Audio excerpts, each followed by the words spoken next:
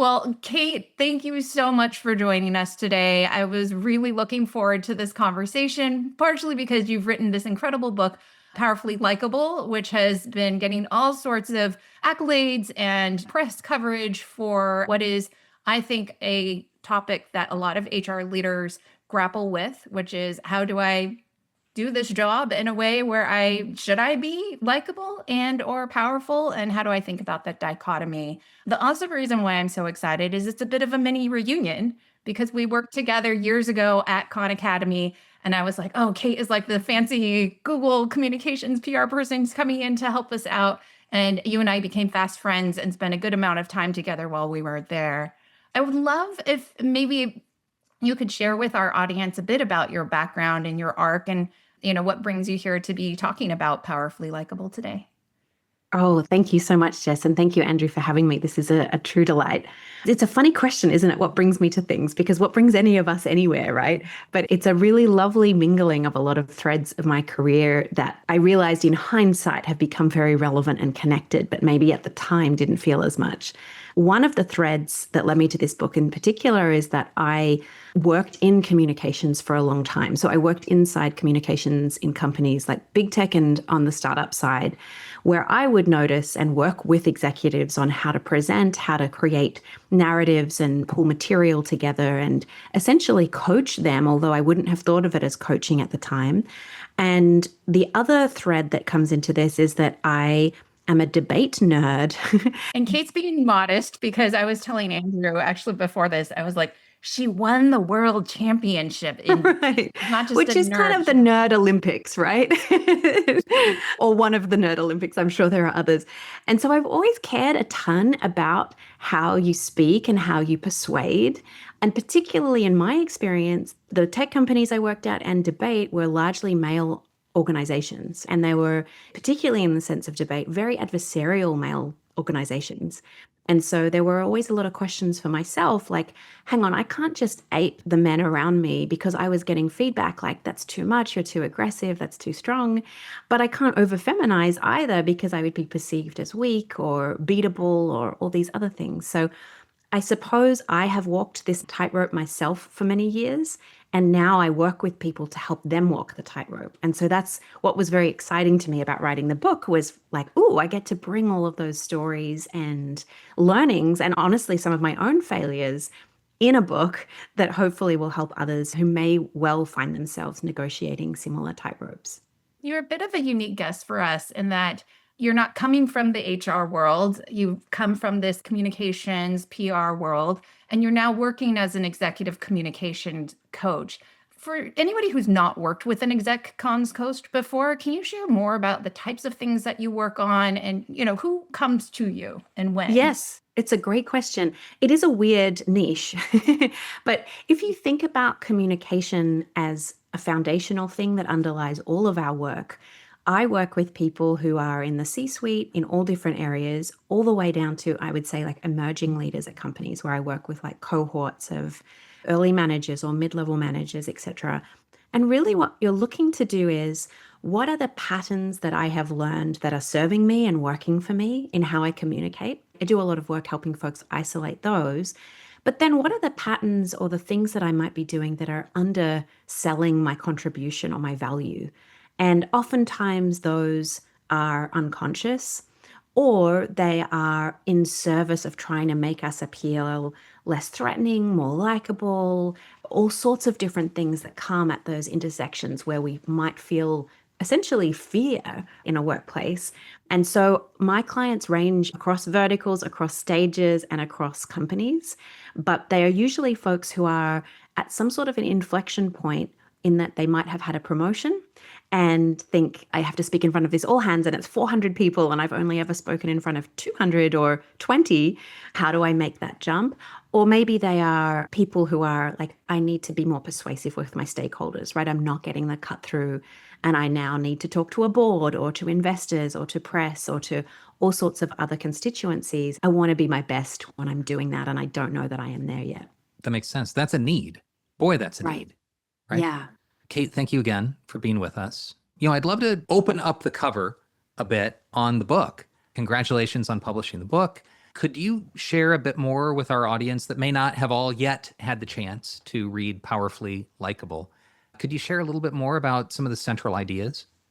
Yeah, thank you. So, the central idea for me was it feels like to many of us in leadership that there are two doors that we can choose to walk through. And one of those doors is the powerful one, right? I can be high authority, low friends. Think Miranda Priestley in The Devil Wears Prada. Very officious, terse, succinct. Or the other door is the likable one. I can have lots of friends, low authority, and porous boundaries. Sure, no worries if not. Absolutely, I can do it. I'll be at the office till late. And it feels like these are our two options. And a lot of the people I work with feel like, yeah, one, that does feel how it feels. And two, I don't like either of those doors. They don't actually speak to me or help me get what I need. And so my idea of the book was, what if we got rid of that binary or that dichotomy, as you say, Jess, and actually said there's tons of ways to show up on that spectrum in between those two poles. And actually, we can bring together things that might feel on the face of it dissonant or different, like power and likability, and actually work out many more generative places to show up and communicate from. So I have people say, well, actually, I'm like ambitiously communal. I'm super ambitious. I go really hard, but I want to bring my team with me. And that's the place from which I communicate. Or I have so many other things where people are able to give language or vocabulary to this type of feeling. And in doing that, realize, oh my gosh, that sort of unlocks something for me to communicate as myself. So the book is very much not like, do these 5 things, but rather, where are you on the map? And what are the things that might benefit you or behoove you to adapt or experiment or try, such that you're feeling more comfortable in the space from which you communicate and actually doing a job of showing up in a way that feels like it's doing yourself justice, which is, I think, what we're all trying to do. Yeah. Well, thinking of our cohort, our listeners who are, typically mid to senior level HR professionals, that's a particularly challenging spot for us to be in the org, Right. operating both in service to the employee base and the broader organization, as well as trying to help the organization meet its goals. Yes. And Yes. you can often feel caught between the business and the people. And you can Yes. often feel caught between being of service and being a tough leader, tough-minded leader. There may be some analogies here with powerful and likable. Yes. And so I hear this a lot in our development program, People Leader Accelerator, of how do I navigate this situation? How should I show up? It sounds like your book is the answer. I'm not sure it's the answer, but it could be an answer. Well, help us understand, if possible, speaking to a mid to senior level HR professional, are there a few golden nuggets or tips from the book that we could use to navigate our complex power dynamic in the office? When I speak to people, it's usually that they know, because they're consummate professionals, they actually know what they want their answer to be. They know what the decision should be. It's that the delivery of that decision is plagued with the rewriting of the email 10 times or the rehearsing of it, thinking, oh, how do I not look this, but I don't want to look that. So it's not the decision I'm ever coaching anyone on, which thank goodness, because I'm not an HR professional. It's the delivery of how do I get that across in a way that retains my relational currency with that constituency or person. It's not like I'm in and out and I never have to see them again. I'm seeing them tomorrow and the next day and the next day. And presumably I have asks to make of them in the future as well. So the thing I would say is, when you're thinking about the delivery of a decision, it's like, if you know what the decision is, so that's the first part and that's your remit. The second part becomes, how can I do it in a way either that retains my authority but keeps maybe my warmth? And what I think the mistake people try to do here is that they go for deference to be likable. So we've unconsciously coupled these two. So that we say things like, this might be wrong, but, or I'm so sorry, or I'm not the expert, but, or you've probably already thought of this. If I make myself really tiny and really small, they will like me. And that is not always the case for likability, but it certainly does not code for authority. Right? Everything I just said to you doesn't make me sound like I know what I'm talking about. It sort of does the opposite. So I often say if you find yourself going for deference in those interactions, think about adding warmth instead. Think about, Andrew, it's so good to see you. I'm super excited to jump into this. This is what I need to cover with you today, A, B, and C. Thanks again for your help. Suddenly it's a real shift into like, I'm still friendly and approachable and all the things maybe that I want to be in service of as HR, but I'm also not going to origami myself up into this, tiny little thing to do that with you. That's one of the most common patterns I notice with folks is that in service of seeking likability, they hit deference instead. That makes a lot of sense in terms of like, how do you control the dial there, the nuance of how you show up? We have a week in our development program for HR leaders about influence and power. Right. And so we have some readings with Robert Cialdini, and we Yes. have a little bit of a 5-minute MBA that our friend Brad Harris walks people through. And one of the things that we talk about are these 11 sources of power that Cialdini and others have their own frameworks as well, right? And being likable is one of them. Yeah. One of 11. And if you overemphasize any one of those, you are giving away your influence, giving away your power. And that, frankly, is something that I tend to see the most of in HR professionals. We want to be of service. It's in large part why we entered the work. Right. We want to help others. And so being service-minded is wonderful. But if you do too much of that at the expense of other things, you're missing the maximum influence and impact that you can have in work. And I would also add to that, I think you're spot on, but I would add to that likability is so subjective. If you think about the people around you in your office and you think who's likable, is it that they always bend the knee to what you need? Maybe. But it might always also be that they like deliver a project on time, that they're reliable. It might be that they're helpful, that they give you a good idea. It might be that they're creative. So I think it's a mistake also, not that you were, but I think folks often think to be likable, I must sort of bow down, or I must be smaller or lesser or not sort of in my power, as it were.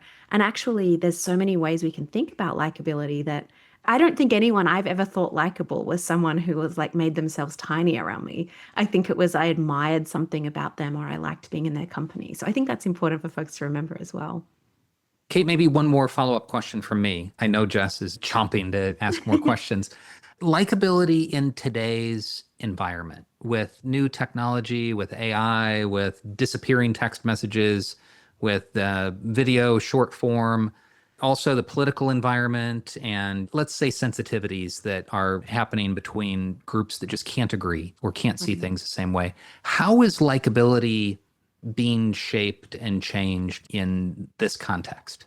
Oh, that's such a deep question. My read on likability in that context is actually openness to hear. You don't have to agree, but I think the opposite of that is closed-mindedness, where it's just like, nope, this is the truth and that's what I'm sticking to, and I'll be in my vacuum, without any dialogue.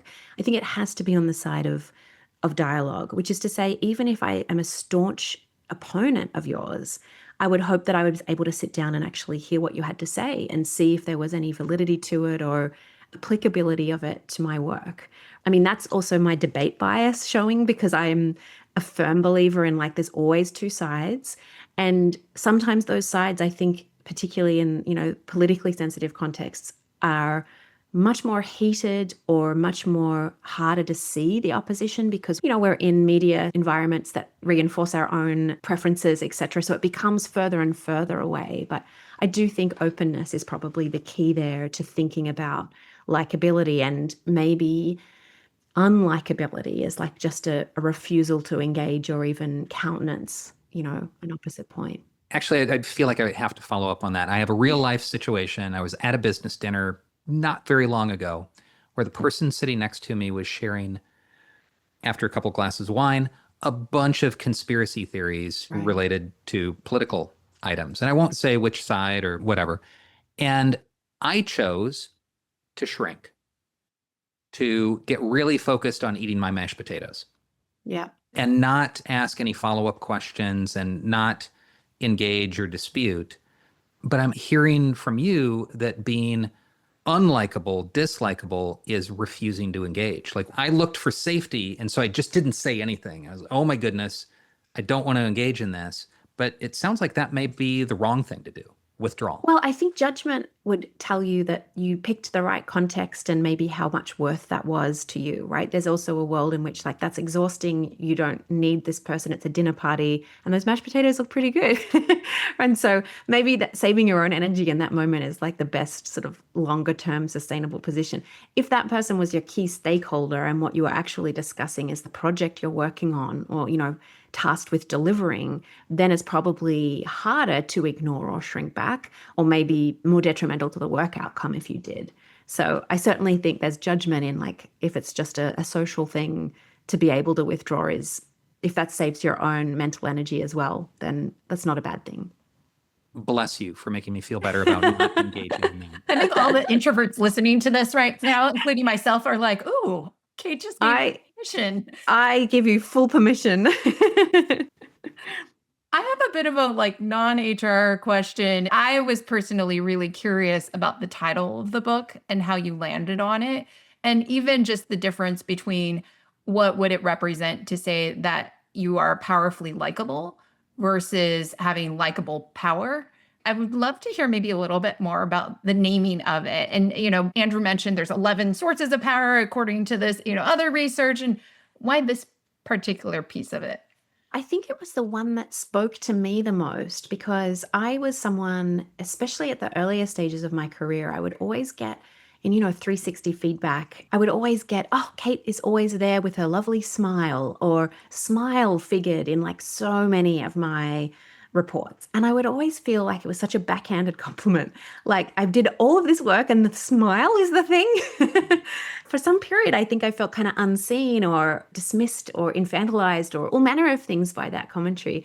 And what I came to realize is that the fact that I would show up and be sort of a, yes, sure, absolutely, I'll get it done, was actually currency. That likability made people fight for me to be on their teams. It made for them to fight to promote me. It made them want me to come on that trip or get that opportunity. And by the way, that's pretty naturally who I am. So it wasn't a performative thing. That's just kind of me. I realized that there was currency in that. And it made me kind of reclaim that narrative for myself a little bit, which was like, oh, I'm not just a smile. Clearly there is a track record behind it and there's expertise and value. But actually the coupling of those two things, which I did feel as power, right? I did feel control over my domain or my ability to contribute to a team, coupled with a sense of like, I'm very approachable or people would find me easy to come and have a difficult conversation with, was really kind of key to how I grew my career. Those two things were so interesting to me because they seemed to sit at such different ends that it was a very personal choice to choose those two words and in the order that they are, because that's kind of how I identified it. And I hoped it would allow others in the book to feel like, what are my two things, or what are the poles that I bring together? You mentioned introversion or extroversion. There's so many values, and whether it's Enneagrams or Myers-Briggs, I don't care how you quantify it, that we can pull together and I think make a much better or generative space from which to speak, which is really what my work is. How do I get you to speak comfortably and as yourself and represent yourself in the best way? That's really the goal of any of like my one-on-one coaching clients or cohorts. And so I guess I hoped by using that of my journey, it would somewhat speak to others, and maybe it wasn't so as uncommon as it felt when I was going through it. Maybe it would be more resonant with folks. Yeah, I love that. And the ambitiously collaborative is sticking in my mind too, of just how these juxtaposed words can really open up a different understanding of who am I as a leader and what do I want to stand for and how do I want to go about it. I mean, that resonates a lot, especially because I've gotten feedback that I'm too smiley. I even say, if you go to my website and listen to my like couple-minute intro, I recognize like I have gotten feedback that I'm too smiley. Yes. Literally in writing, you'll notice I use a lot of happy faces as well as in person. And I'm curious at the executive level. Something like a smile, when is it useful? And when do we kind of want to tuck it away? I'm hyper aware of a lot of women having a history of being told to smile more. And so I don't want to be the person saying, you should add this to your list. And if that's not who you are, just do it again. I think smiles are strategic, right? And if you think of them as a tool in your communications chest of tools that you can use, they can be really helpful because we go around, and I talk about this in the book, with this like fleshy oval that is our face, and it gives a lot of information to other people. Like, how weird is that, right? And so when someone has a really blank affect or, is a stern look on their face, we can take all sorts of readings from that they may or may not have wanted to give us. Why I think a smile can be useful to you strategically, a couple of areas. One, if you're going up to speak, so if you're on a stage or you're in front of a boardroom, a smile physically, practically, like moves your facial muscles and helps ease that actual act of speaking. So if you're nervous, and doing a smile then around at the table can make actually you feel practically easier to speak. It can also code for confidence. She's smiling. She must be ready to get up there and start talking. She's not like terrified or stricken. Okay, so there's certain times like that it can be useful. The other one, there's a really interesting science or neuroscience behind the way that we do tend to mirror someone else's expression. So I talk about this a little bit in the book. I used to be such a serious debater. I was very, very like focused and concentrating that I would be stony faced because I was thinking in my head, like I'm playing 4-dimensional chess. There's a lot going on. And my face was not showing any smile because it was like hyper serious. Now, that's fine in the sense that like that was my process, but I was met with an audience of 20 or 200 stony-faced people, which if you've ever spoken in front of a lot of people, that's a terrible feeling because you're like, what's wrong? Why do they hate me so much? And they're like, why is she being so serious? And you never get resolve or rapport. So if you can get up and you can smile with folks, you'll actually see them loosen up. You'll see shoulders come down. You'll see arms uncross.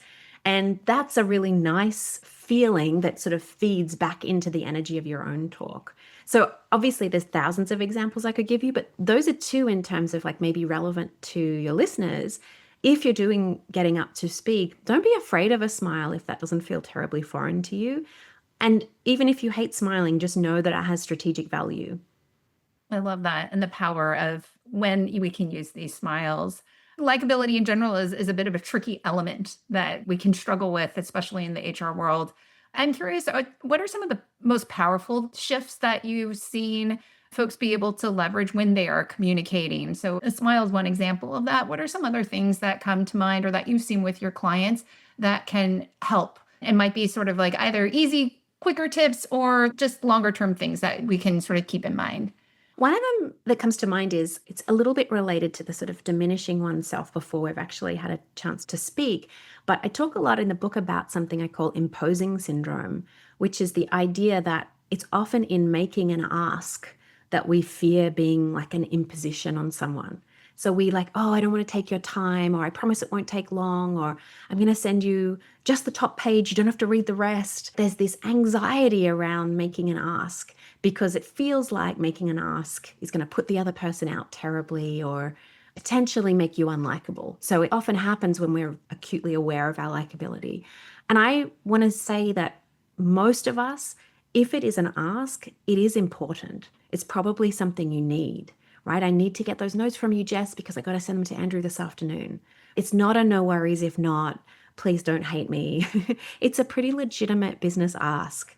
And I think when you're in the business of having to make asks of different people, whether it's time, resources, headcount, you name it, feeling a little bit more free about this is just a business ask. This is not my family's, name on the line. This is a pretty transactional thing. And I can relinquish some of that emotional enmeshment that I think a lot of us feel when like, oh, please don't hate me. And I'm going to cover it in all this. You get those emails sometimes. You have to pass what the actual ask is because there are so many disclaimers. I know you're so busy. I'm sorry to even be asking. I'm sure you don't have time for this.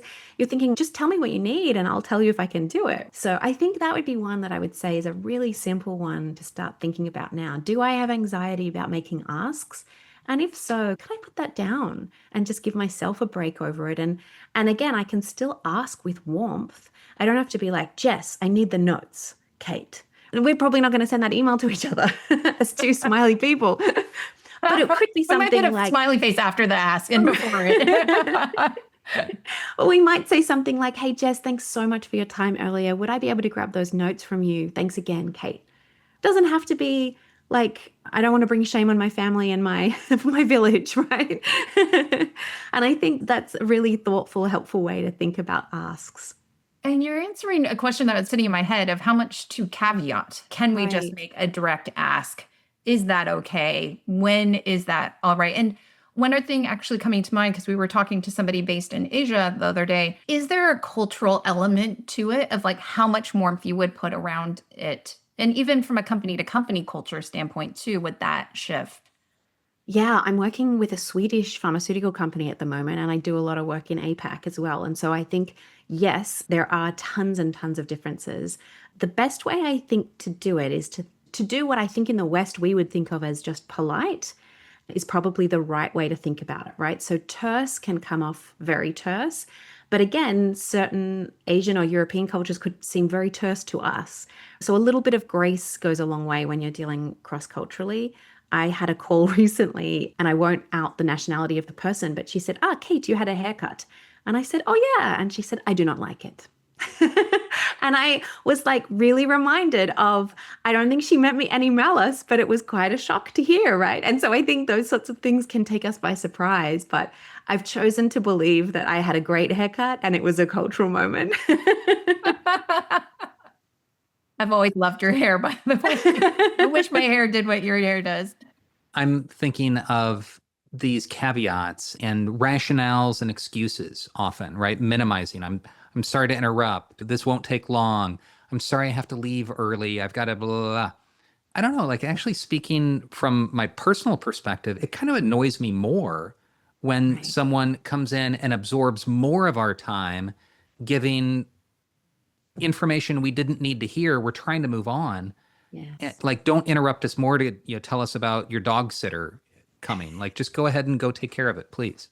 I think our love languages may be the same, Andrew.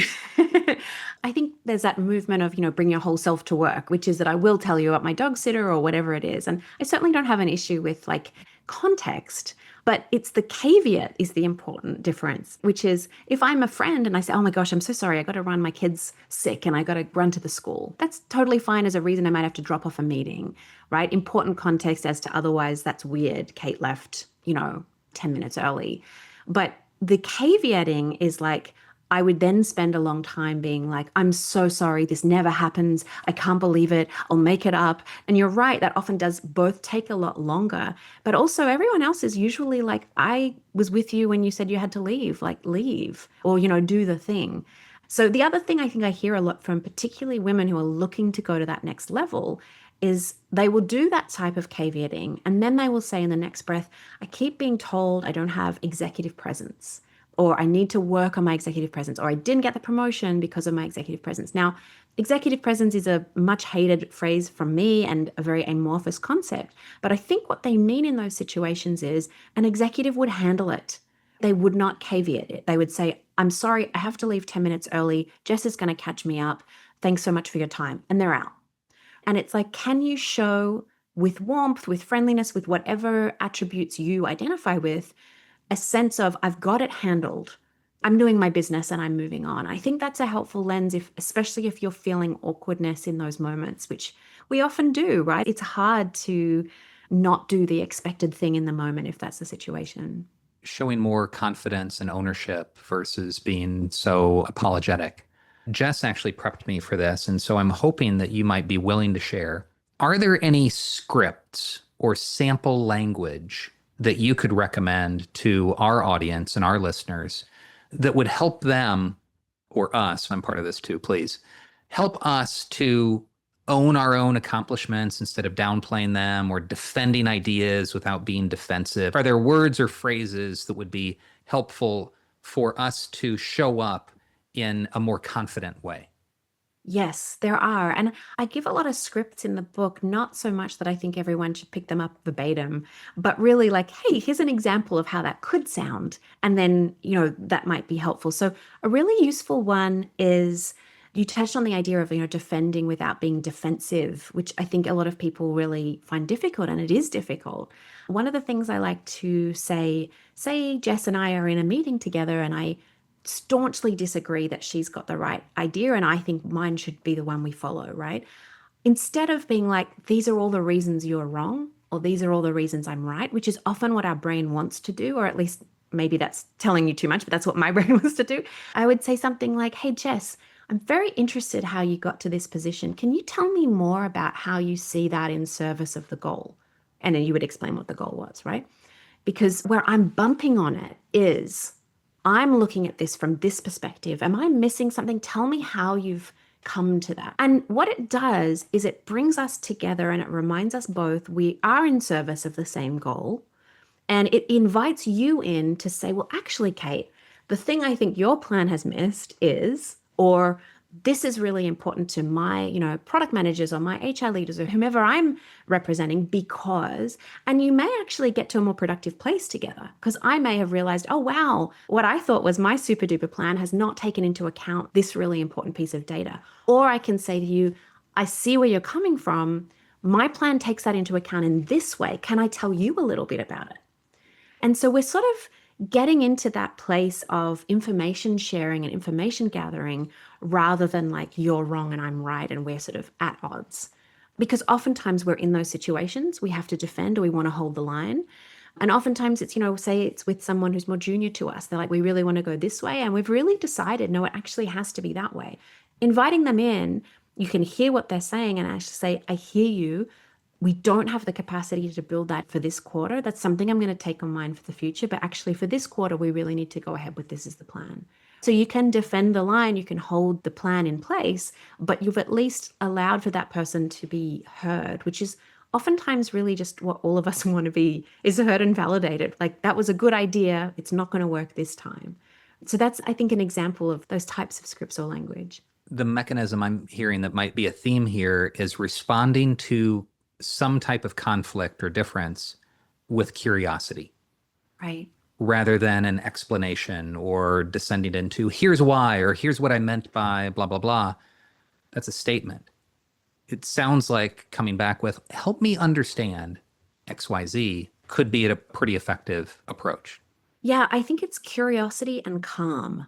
So I talk a lot about being a calm communicator in the book, which is, I think, one of the more powerful ways to communicate and to hold your own ground and space. But curious and calm is exactly a lovely balance because if I'm unruffled, if I'm just like, yeah, tell me more about that, I'd love to know, I'm actually doing some interesting work of co-regulating the other person in the conversation. So if they are coming in really hot, and I'm like, yeah, absolutely. I'd love to sit and talk with you about that. It kind of defangs them. They can't stay that angry and agitated. I mean, they can try, but it's harder. I talk a lot about co-regulating emotion in terms of like being able to take the heat out of something such that you're really just getting down to, again, the delivery of that information. So I often come back to this phrase, or I find myself saying a lot, good communicators impart information. But gifted communicators really change the room that they're in. So they can bring it down. They can get someone across the line. They can persuade. They're doing a lot of other work outside of the words. And this isn't to say like, oh no, I'm never going to learn these Jedi mind tricks. It's very possible, but it all starts with, as the beginning of the book does, with really like, let's drop a pin on the map where you are. And then we can go from there and build on where are the areas that you want to sort of fortify and strengthen yourself in, and where are the areas that you're actually already doing beautifully in, and how can you bring that to bear, so that it's feeling like you in those interactions and not some like performative work robot. Yeah, I would love to double click into that calm bit because I was actually talking to a client who has a coworker who is in a more powerful position and is physically larger, taller, Right. demographically in a higher status class. And I notice that they are struggling. Their amygdala is triggered. They're going into, fight, flight, or freeze, and freeze is their version of how they're reacting. And I would love to understand better, like for somebody in a situation like that, they want to show up confident. There's a lot of imposter syndrome. They're trying to show that they have this leadership value to bring to the table, and they're just aren't able to find it. What are some of the tips or tricks you would give to that individual around how to get to calm and find that confidence? That is not uncommon. I'm sorry she's going through that. I see a lot of that. I would add a fourth F to your flight or freeze, which is the fawn, right? Is the fourth one, which we make ourselves small. So a lot of folks in a communicative sense often fall into that one. And I think it's maybe the least noticeable in some ways because the fight and flight and freeze are so visible. But the fawn, to me, once I learned that framework, I was like, oh, that's the thing that's can often be I think really that's holding actually us what my back. client is leaning on, because the Right. default's like, yep. And it's just kind of agreeing through the conversation as Yes. opposed to like, oh my gosh, like I disagree. And I've suddenly got myself to a different place than I was Right. hoping to. And again, this is like the animals who fawn, like literally play dead. Like, don't look at me, nothing to see, keep moving. And so, I mean, that's often a threat to safety. And you're talking about a physicality difference as well. It's both a rational response and a very unhelpful response. So the rational part is your body is sensing a danger and it is adequately equipping you with a response that it thinks might help. And that's what our bodies are literally have done since whenever. Something I talk about in the book is we forget that we're animals. We have this very cerebral existence where we're really neck up, and it may be hands for typing. And we forget that these very animal responses are happening, but they're coming instead of like, a physical threat on the savannah, they're coming from like an email from Greg. And it's alarming and strange. So it's once really rational, but really, really unhelpful. So what I often try to lead people to is, okay, let's understand why and when that response occurs. So isolating those areas, it happens with this person or these types of instances. Is it the physicality? Is it the power imbalance? Like, what is it? Let's really dig into those. Let's understand what your physical reactions are. Sweaty palms, dry mouth, whatever the physicality. I have someone who says, I feel like I've got a cage around my ribs. I feel constricted. So let's get into the physicality of that. And then the third step is actually what I'm going to be my own regulation exercises for helping myself to get through that. So we all know that when our body is uncomfortable, we communicate the least. So if we are cold or hungry or tired or all these animal type of things, we're not going to do as good a job. We know that on like a visceral level, but we forget that in the day-to-day. So what are the comforts that you can give yourself in those moments? Is it like a blazer that makes her feel really great? Is it having had a meal beforehand so she's not ravenous as well as something else, right? So like really going back to basics. But then what are the exercises of regulation? Is it breathing, yoga, running, lifting weights, singing? What are the things she can incorporate that is actually going to help her? That'd be like the first level prescription. But I have a lot of exercises in the book and like actually how to have a dialogue with that voice and make a good decision that you are choosing to go into those interactions anyway and choosing to show up anyway. I mean, that's really the challenge of work in a nutshell, isn't it? Absolutely. And it's such a good reminder too around how important those fundamentals and basics are. A lot of folks who are working in tech, working in startups, are working crazy hours. And the things that Yeah. often get put to the wayside are eating healthy, sleeping enough, hydrating, getting exercise. And one of the newsletters that I wrote some months ago was like, why do smart people like not pee for 8 hours? And it was just getting at this point of like, we just think like, oh, I'll just send one more email or do one more thing. And we Oh put my off gosh. these basics that it seems like the short-term trade-off is worth it, but the long-term is really can be detrimental to our ability to think at our best and approach these situations at our best. Yes, you're so right. I also don't think it has to be like those crazy optimized, creatine gummies and ice baths and all of that. It's literally drink the jug of water next to you. Get some sleep. It's important.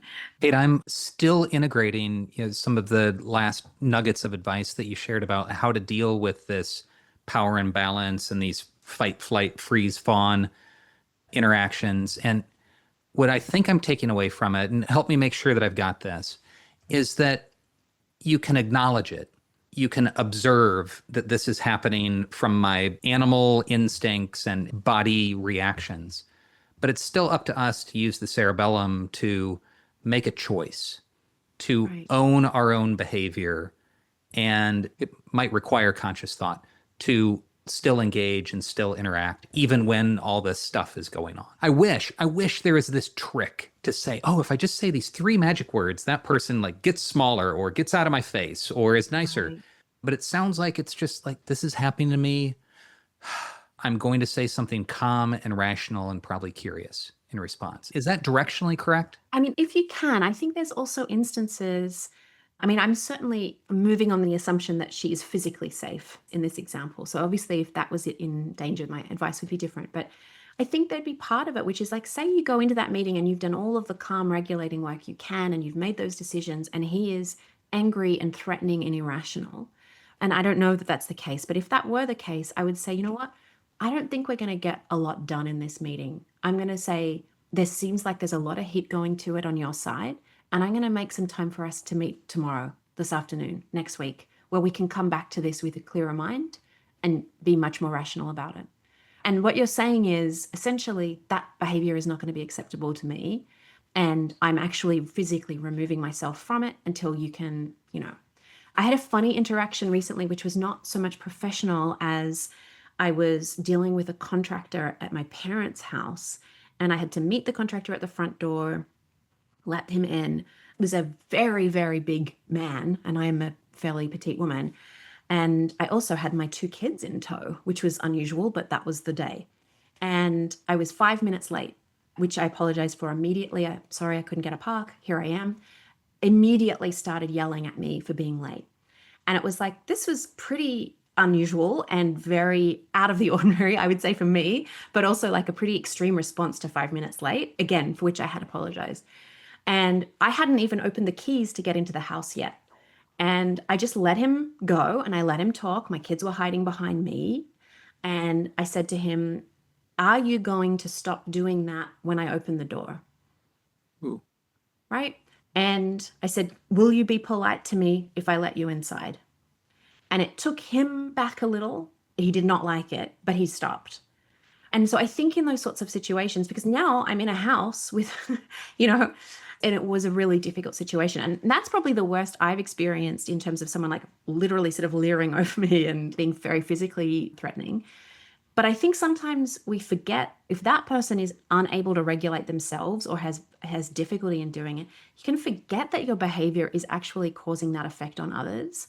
So you could say, for example, I'm happy to have this conversation when you are not going to shout. I will not have a conversation when you are shouting at me. That is my flaw. So when you're ready, I'm ready. Because while I think there's tons of stuff we can do for ourselves to help us go into it, if the other person is irrational, it's insane to then think, oh, it was on me. It's sometimes about them. It's actually sometimes about them. So there's ownership and then there's wisdom at distinguishing where that line stops and where you begin. And I think sometimes drawing attention to that line can be useful.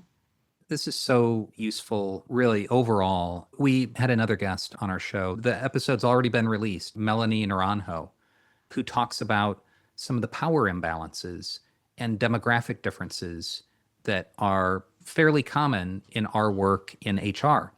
Very often, the HR leader is younger, earlier in their career, far more likely to be female or in a demographically underrepresented group, and will be part of an executive team that is, largely older, whiter, and more male. And there are lots of power imbalances, and HR is often not fully occupying their seat at the table, and so might feel less than. So all sorts of confidence things are rolling around in there. And so your work, Kate, I'm just really excited to share with our audience, and I'm going to crack into the book in more detail after this conversation. I'm excited to do so. Oh, thanks so much, Andrew. I really hope it's useful. And I will say, coming from a PR background, I think PR and HR share a lot of similarities, not only in the R, but in the often more junior, often having to tell senior people things they don't want to hear, and often feeling like they're a servant of 2 masters. And I think maybe a fourth is often perceived as like administrative or almost like support rather than like an integral function that makes the whole machine run. And so I really both empathize with those people who might be feeling those things, but also feel really strongly that there are ways to feel more comfortable in that role. And actually you were brought into that role because they need you. And so when you can kind of keep that at the forefront of your mind, it makes it a little bit easier, hopefully, to share that expertise. Thank you, Kate, so much. I feel like you've just been dropping so many pearls of wisdom throughout this conversation. It's time for our accelerator round, our last few minutes where we just asked a few quick questions of you. The first is a learning question of where do you like to learn? Our audience of HR leaders is always looking for excellent resources. Your book, Powerfully Likable by Kate Mason, is an excellent place. But that one aside, what are two other resources that you would recommend that you love, whether it's around communication or something else, but that has a place that you've felt like, hey, this is something I recommend a lot, or I myself have learned a lot from? Oh, that's a great question. One of them is Matt Abraham's podcast, Think Fast, Talk Smart. He's out of Stanford and he also has a book which is excellent. I listen to a lot of learning and it's a great way to get some very, very interesting perspectives from very smart people if communication is something that you really care about. So that would be one place. The rest of my podcasts are kind of niche interests, but I'm really enjoying the Rest is History podcast, which has absolutely nothing to do with my professional life, but is so beautiful to hear very learned people just nerd out on things that I've been curious about in history and get a chance to just enjoy for an hour. So that is a really fun one. I'm excited to check that one out. I love Matt Abraham's work, but yeah, the rest is history. I just was reading a book about the history of chocolate, and there was so much fascinating stuff in there. It was kind of my sweets fix after Halloween, where I could no longer take more actual sweets. And I was like, I'll take it in a If I different. could read a book of chocolate and not eat it at the same time. It was very satisfying. I will say that. The next question is, in one sentence, what advice would you share with someone about how to accelerate a successful career in today's environment? I mean, I wonder if it's something like be curious, be calm, and strive for excellence. I love that. They're great reminders and tie back to exactly what we talked about. And last but certainly not least, if folks would like to follow up with you after hearing your incredible wisdom in this podcast, where can they connect with you? Where can they find you? Oh, yes. So I'm on LinkedIn, is probably my internet home these days. My website is katemason.co. So you can drop me a note there as well. I'm sometimes on Instagram, Dr. Kate Mason, and I have a newsletter. I have a Substack, katemasonsubstack.com. So all of those places, I'm delighted to chat. Wonderful. And we'll include those in the show notes. Again, just really appreciate you so much. Thank goodness you and Jess knew each other already and had this prior work experience. I feel like I've learned a lot from this conversation. And again, I'm excited for our audience to get the same opportunity. Oh, thanks so much for both of you for having me. Thank you, Andrew. Thank you, Jess. And I'm thrilled to be here. Thank you. And thank you for joining from the other side of the world. We didn't mention it, but Kate is sitting in Australia right now. So we extra appreciate your contributions today. My total pleasure.